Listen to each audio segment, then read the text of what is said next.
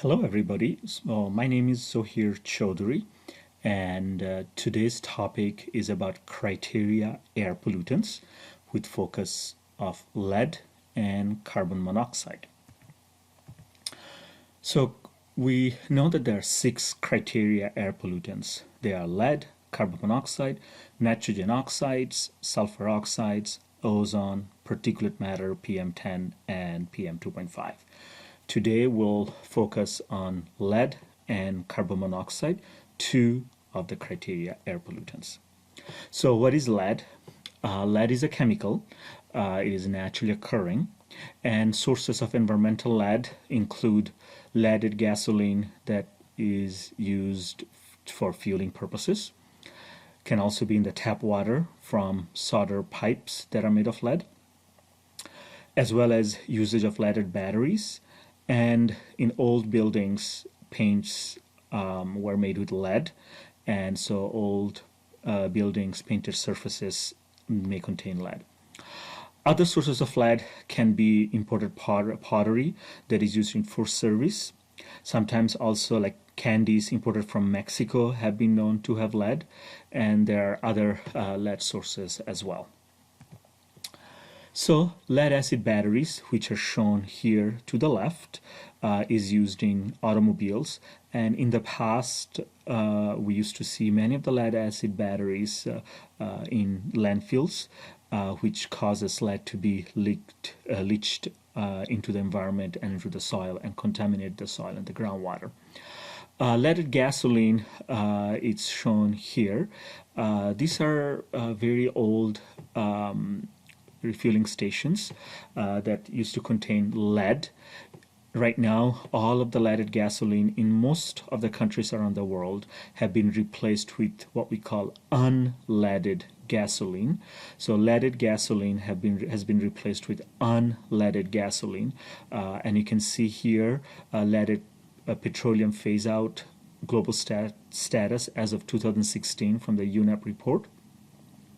US has completely phased out many years back, Europe as well, and you can see almost all of Asia as well, except for a few countries here. So we have Algeria, Yemen, and Iraq, three countries that still has both leaded and unleaded gasoline in their country. And this definitely leads to lead to be airborne, because as lead gets combusted into your vehicle, lead oxide comes out in the air. Other sources of lead is plumbing, such as this one shown in ancient Rome. They were made of lead. However, since the 1950s or 60s, I believe, leaded pipes, or even later, leaded pipes have been replaced with copper pipes because of the specific issues that lead has. In addition, lead can also be used in paint, especially older buildings. This is an old buildings, and you can see paint that is chipping from the outdoor and paint chipping in the indoor. This paint had lead, so because of the lead in the paint and the paint chipping, it can become airborne. So why is it so much of concern, lead in the air or lead in the environment, and it can be in the water, it can be in the soil, it can be in the food as well. Lead can cause serious central nervous system damage, especially in children, because they have a growing nervous system, and with repeated lead exposure, their growing nervous system can become problematic. So with lead poisoning, children may display different types of problems throughout the entire life because of not a properly developed central nervous system. So there have been a lot of studies with lead exposure in children. In here, you can see the different types of behavior in here that are displayed in children, and in red are children whose dentin lead in their teeth is higher than 27 ppm, and here in light blue you can see, well, turquoise, you can see dentine lead that is less than 5.1 ppm. And so tooth, as you probably know, they fall in children, and as they slowly they lose the baby teeth. And so in this study, the teeth sample from children have been collected and analyzed for lead. So students or children that have higher lead in their teeth, which equates to higher lead exposure, display significant distractibility, not being persistent, being dependent, being more hyperactive, as well as more frustrated or being more of a daydreamer, and the list goes on, as compared to students or children that had lot less lead exposure in their teeth. Other studies are shown to the right. This is childhood lead exposure and intelligence, and it has been shown that with 10 deciliter increase, so 10 microgram per deciliter of blood increase of lead has been shown to cause significant drop of lead, and you can see this chart where IQ score are progressively declining with increased lead exposure.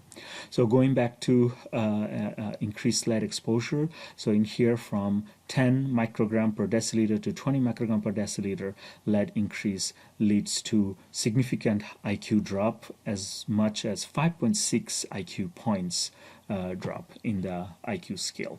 And we know that 100 in the IQ scale, especially in the IQ standard Binet scale, is known to be average. So someone that has 110, which is above average IQ, can drop almost 10 points by increasing lead from 10 to 20, 20 to 30 microgram per deciliter. Because of all of these issues that we have been that we've just introduced, lead has been slowly banned in the U.S. Here we can see lead ban in the paint, then lead ban in the gasoline, and then soldered lead ban, which led to lead concentration in the blood from 16 milligram per deciliter to as low as 2, and it's continuing to declining in the US. The next criteria pollutant that we'll introduce is carbon monoxide, and carbon monoxide is colorless, odorless, tasteless. It is produced as a result of incomplete combustion, and for those of you that are chemically inclined, here you can see that carbon in the fuel is burned in the presence of oxygen and leads to carbon monoxide. When there's not enough oxygen, but with more oxygen, it becomes carbon dioxide. So complete combustion of fuel leads to carbon dioxide concentration being released, chemical being released. Whereas if you have incomplete combustion where there's not enough oxygen, you may have significant carbon monoxide, CO, being released.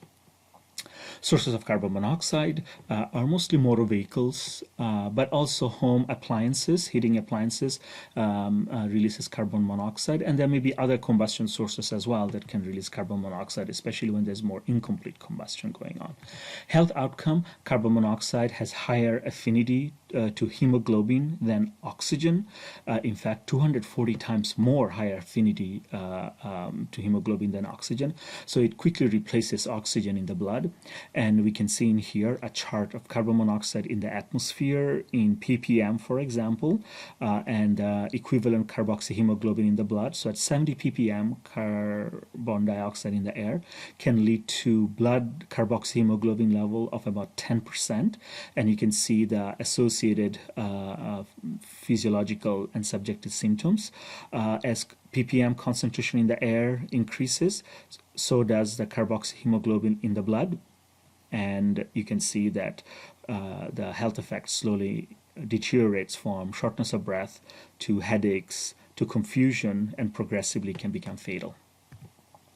So carboxyhemoglobin concentration in non-smoker typically relatively low, about 2% carboxyhemoglobin or less in the blood, but to non-smoker carboxyhemoglobin can be, to smokers carboxyhemoglobin can become as high as 4%, or with heavy smoking as much as 15%. And in this diagram you can see carboxyhemoglobin slowly replacing oxygen and causing the binding of carbon monoxide with hemoglobin, and as a result causes oxygen to be depleted and you become asphyxiated. All right, so this is the end of our criteria air pollutants discussion on lead and carbon monoxide. Thank you.